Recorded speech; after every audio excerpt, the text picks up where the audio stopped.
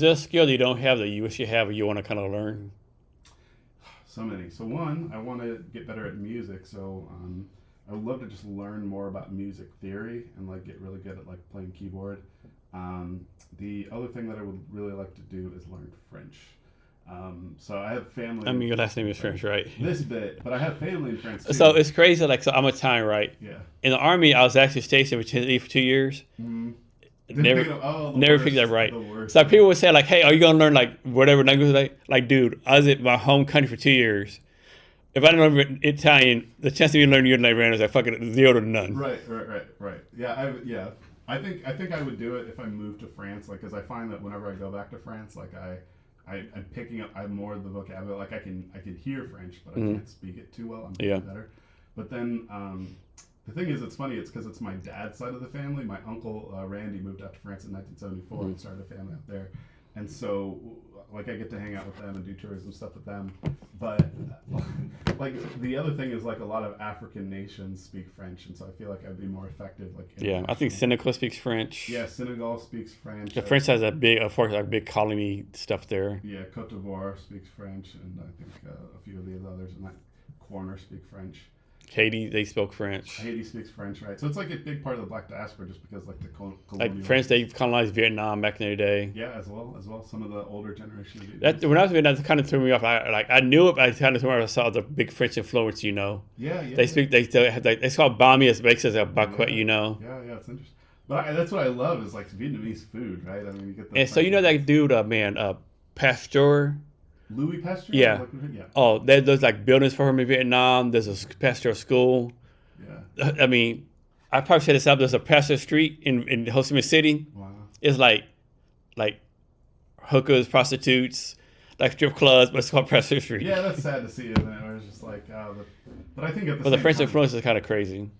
Yeah, it's funny. By the way, my family name is on the Eiffel Tower. So Oh, nice. Jean-Victor Poncelet was Okay. a French mathematician that also was a physicist. He formed like a unit of energy before Watt got out there. So Nice.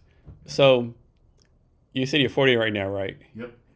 So let's say you're 15 years old again. 15 years old. No, next let's say you're 20, right? Yeah.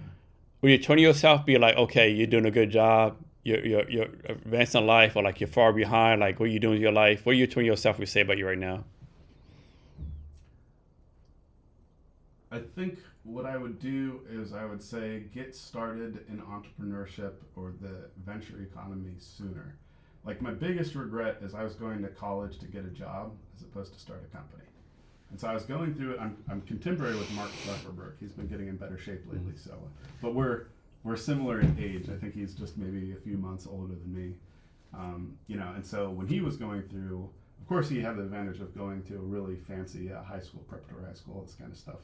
And then, going to Harvard and all this kind of stuff. So it's like, if I had better knowledge of how the world worked, that would be the move. I would have used every capstone in a class to like advance my database, my back end, or whatever the situation was, or any Java class I would take to do front end stuff. If I had that consciousness, that is what I would have done differently. And if I could have told my younger self that. Yeah, so I determined for the Army. I'm proud of my career. Gave my wife, my family a good standard of living. Right, did a lot of traveling, but I had to do it over again. I probably would do 7 years. Got involved in tech way earlier, right? Mm-hmm. There's so many opportunities, right? Yeah.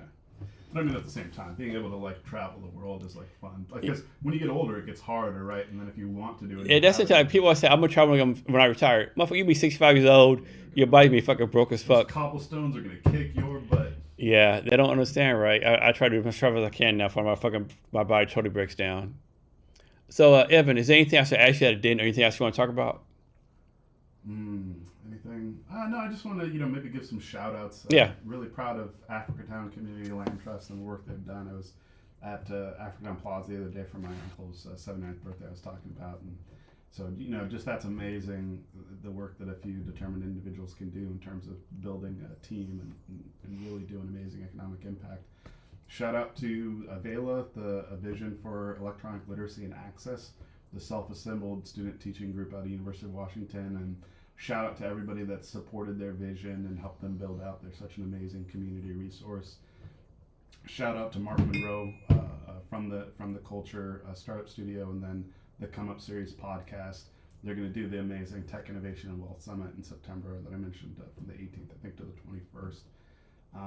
Who else deserves a shout out? Shout out to Stephen Green from Pitch Black in Oregon for doing such amazing business development infrastructure building out there as the board chair of Built Oregon, making it happen for CPG businesses with underrepresented founders, all the Black Latino folks out there making it happen for real. And shout out to the Tech Industry Alliance with Laura Rudderman's group helping move our ecosystem forward and getting access to capital through their really innovative corporate venture capital programs. And this big upcoming investment summit they're going to have coming up in July. And then also, just getting tech and corporate folks into the entrepreneurial economy and breaking those golden handcuffs, which are such a prison for all the intellectual property that all of us should be entitled to owning more of. To that point, we're going to have a Tech Accelerate event this weekend as a stepping stone to the second quarter venture conference we're doing for Venture Black. So Tech Accelerate is going to be a bridge program series that we're kicking off on the 10th. It's going to be at the Surf Incubator from I think it's 10:30 to 1:30, 10:30 to 1:30, at 10:30 a.m. to 1:30 p.m. To talk about bridging the gap from corporate into entrepreneurship. And so we're going to be talking about the startup mindset and then the investor mindset. So how can people reach out to you on social media? Yeah, hit me up on LinkedIn, Evan Poncelet. It's me, black guy in a wheelchair, and a Canadian white dude, so you should be able to tell the difference between the two of us. And then also you can hit me up at evan@dreamword.vc. Also, please come out to any of our events for Venture Black that we're doing, or the events that we sponsor. We have a BIPOC leadership lunch that's going to be the train up from Portland if you're down in Portland to come up to Seattle for our Tech Week. And so finally, can you give us any last word of advice on wisdom or anything you want to talk about? Oh, yeah, okay, I'll say this one, and so we'll leave this as something for everybody to process. The chains of habit are too light to be felt until they are too heavy to be broken. That's so fucking deep. Say that one more time for the people in the back. I said the chains of habit are too light to be felt until they are too heavy to be broken. Damn. Evan, thanks for your time today. Really appreciate it. Hey, thank you as well. Thank you for your time today. As a reminder, we're sponsored by Breeze. Requests for proposals, aka RFPs, can be very challenging for small and medium-sized business.